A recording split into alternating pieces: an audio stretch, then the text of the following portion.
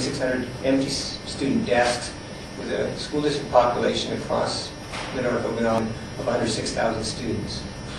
So the reality of 2,600 empty desks with 6,000 students, or under 6,000, it's clear that that's not a way to operate a school district. And most of our funds going into people, not into buildings. So that's kind of where we're going. The demographics, in terms of kindergarten enrollment, you can see there starting at over 600, and then fewer students coming in each 2006, and as Bobby just mentioned, our first time ever below 400 at just over 360, which is almost a shocking number when you kind of think of 360 versus in 1996, not that far away, like double. If you look at the grades as of September 2006, so last September, the number of students by grade it's the same demo, it's just flipped a different way, showing that in grade 7 last year we had 627 students, over 600 students in every one of those grades that will graduate, and we have 400 or a little less than 400 coming in. We've done our estimates not to be pessimistic, so we have assumed that we will continue to have about 400 kindergarten students come in, and that this year we're just a soft year, which can occur, but we'll come back a bit. And we also do, in our projections, assume families moving into the area, although we know that most of the population growth comes from non-school-age families. In terms of births, what we hoped was when we did this chart, we'd show some really soft years, 90, maybe through 96, and then great big numbers up, 550, 600 kids through 2000 through 2006. And we have by areas, so Salmon Arm there. So actually a little blip up there for 2005. The Hopper are children that are out there in the next few years, 2001, 2004, are a little bit less than what we had seen in the previous years. So you can kind of see. So the demographics, although they're softer for our next 2 or 3 years as we move through the children born in 2001, 2002. We had 2003, 4, and 5. They come up a little bit, but no shift. So we didn't have the statistics yet from the health authority for 2006. Hopefully those will be ready pretty soon, and we'll see that trend up a little bit.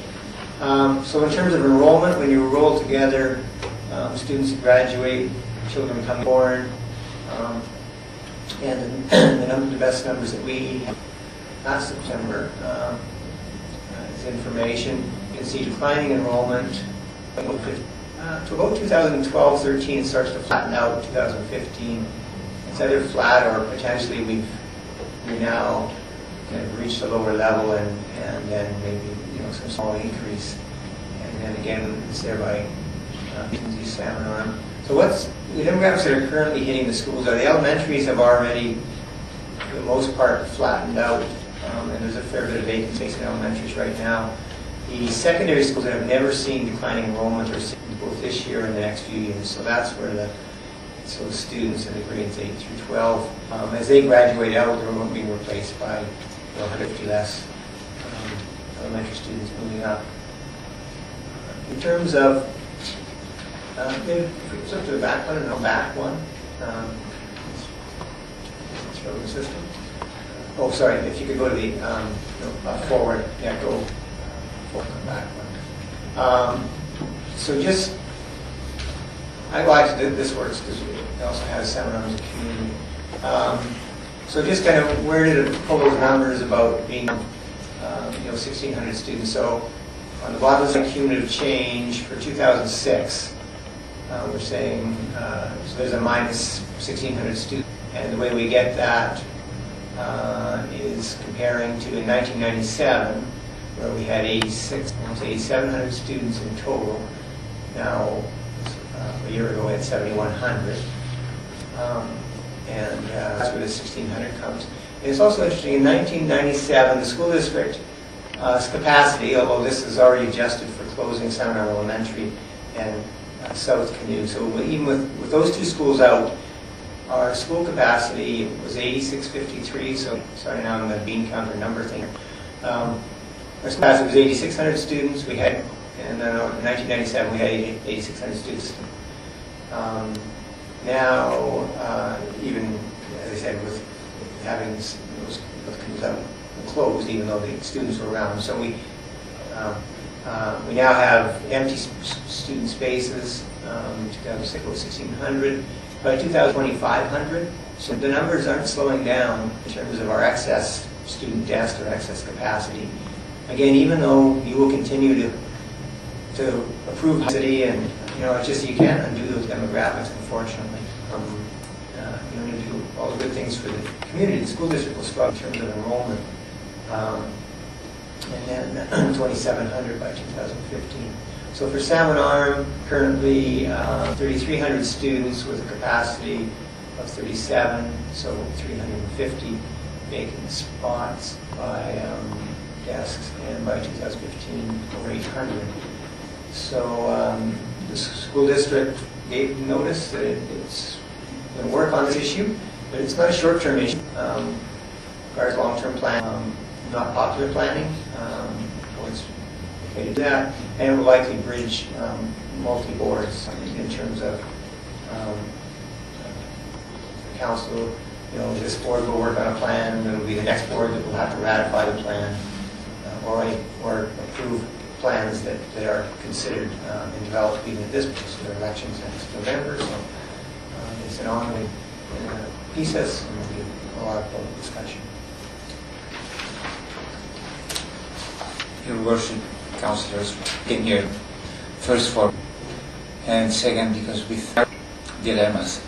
You heard already, if 90% is of our, or over 90% of our budget goes for the people in the district, we'll have to decide whether we are going to have all schools remain open and cut on services for higher grades versus closing schools and concentrating in less buildings.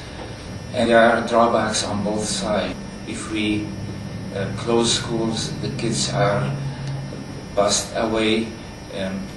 Just think if a family has to move from one community to another community, it is a dislocation. For a child, it is even in the friend environment. It's not easy for us to close the school.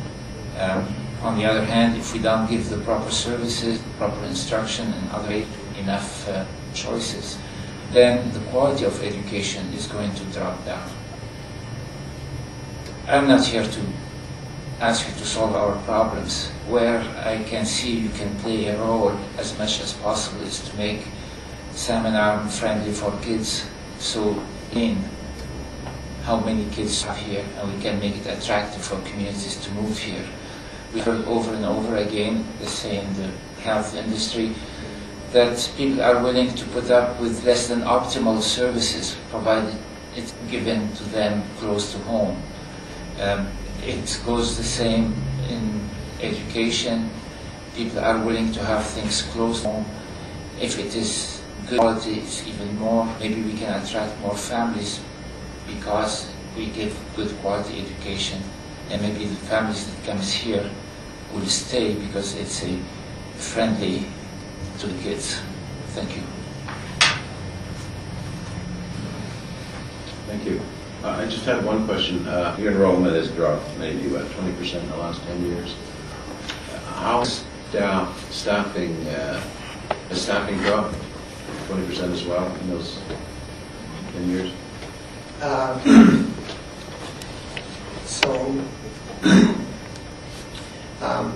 The staffing, a bit of a complicated answer in terms of staffing in each area has dropped. So of course we have less teachers. We have altered our delivery in